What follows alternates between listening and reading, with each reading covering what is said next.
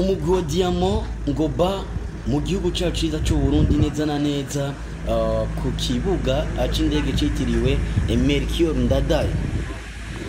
Bakunzi ba Sabaut Media, reka ndabakeze cyane nongere ndanabaramutse mbifuriza amahoro y'Imana bane namwe nkuko muri ko murabibona kuri kano ka video. Umugwi w'umupira w'amaboko wa Dinamo muri kano kanya ukabuheje gushika ku kibuga c'indege citiriwe Melchior Ndadaye neza na neza mu gisagara ca Bujumbura, inyuma yo gutahuka bava mu gihugu ca Afrika yo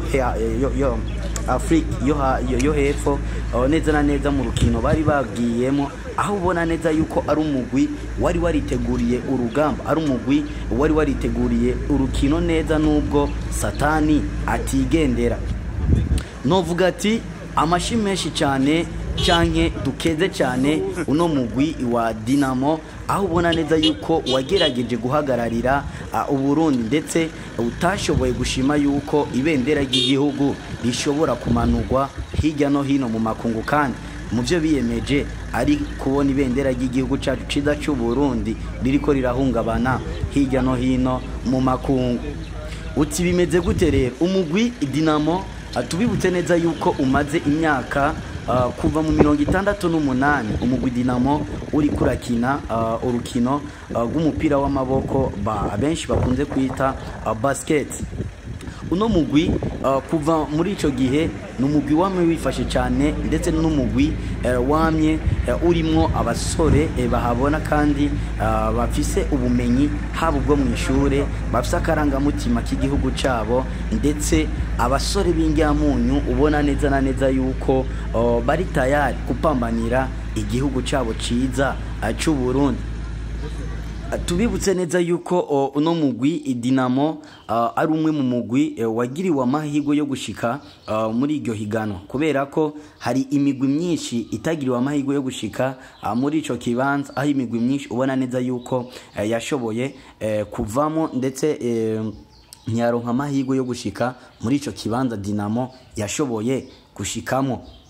Dinamo yavuye mu Burundi yerekeza mu gihugu ca Afrika y'Epfo kugira ngo ishobore gukina urukino, aho ubona neza yuko abasore bacu izingyamunyu zacu zari zitegura urukino neza, kandi aho ubona neza yuko bari biteze yuko bagiye gutahukana intsinzi nkuko vyamye kuri bano basore bacu. Ariko bamaze gushikayo satani ntiyigendera, ndetse n'abansi b'igihugu murazi yuko ari benshi cyane kandi bigendera. Bamaze gushikayo imbere yuko batangura urukino, Dinamo yasabwe kwambara imyambaro yanditse ko Visit Rwanda, niho baca bahagarara rugabo bavuga ati ntidushobora kwambara ibendera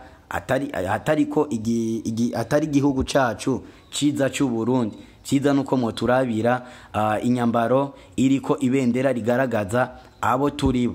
Inyuma iyo kwanka igisabo bari basabye, niho baca bafatirwa ibihano yuko ubwo rukino birukanywe ndetse bakuwe mu rutonde rw'imigwi ije guhiganwa muri ubwo rukino kwa basket. Bakunzi ba Sabaut Media, kara kababaro kadasanzwe aho mugwi wacu ufatirwa ibihano wo kuriha wo kumara imyaka 5 utabonekanye mu rukino na rumwe, ndetse bakariha n'ihadabu y'amafaranga ibihumbi 500 by'amadolari y'abanyamerika. N'amafaranga menshi cyane, ariko nubwo biruko abasore ntibumvise ubwo bacanke ngo basubire kuvyo badashwe, bagumye bahagarara kwijambo, ari navyo biranga umurundi w'umutima canke umurundi w'ukuri. Rero inyuma y'ivyo umugwi Dinamo ukaba waci uhagarikwa muri ivyo bikorwa, ariko mu nyuma Imana ikaba yaracanye baragirirwa imbabazi, barasubizwa mu rutonde rw'imigwi igomba gukina ubwo rukino. Ariko kandi n'ubundi urukino rugeze basubira kubaha amajezi canke imyambaro bakinana yanditseko canke iriko Visit Rwanda, niho abasore bacu b'ingyamunyu ndetse abarundi bacu b'umutima bavuga ati ntidushobora gukina muri iyo myambaro, niko kuca birukanwa ndetse no guca batahukanwa mu gihugu cabo cy'u Burundi. abasore tubamenyeshe neza yuko bahora indege zose zahora zibazana canke zahora zikura abakinyi muri ico gihugu bahora baca mu Rwanda, ariko kubw'agasuzuguro no kwanka kuba inyankamugayo bakaba baje na Kenya Airways. Muri kano kanya rero ukabubona neza yuko bafise imizigo yabo bagarutse mu gihugu c'u Burundi.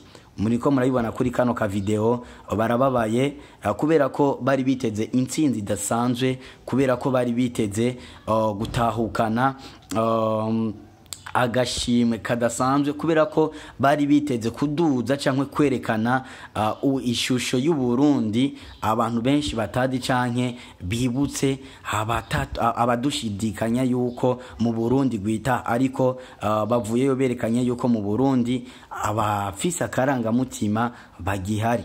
Umugwi Dinamo kuri jewe ndetse no kuri team ya Sabaut Media TV tukaba tubakeje cyane, ndetse tukaba tubifurije amahirwe menshi kandi meza no mu biri imbere. Ariko kandi nosaba abarundi bose aho bava bakagera, abarundi kazi, yuko uno mugwi Dinamo mumfasha kugira ngo tuyikeze cyane.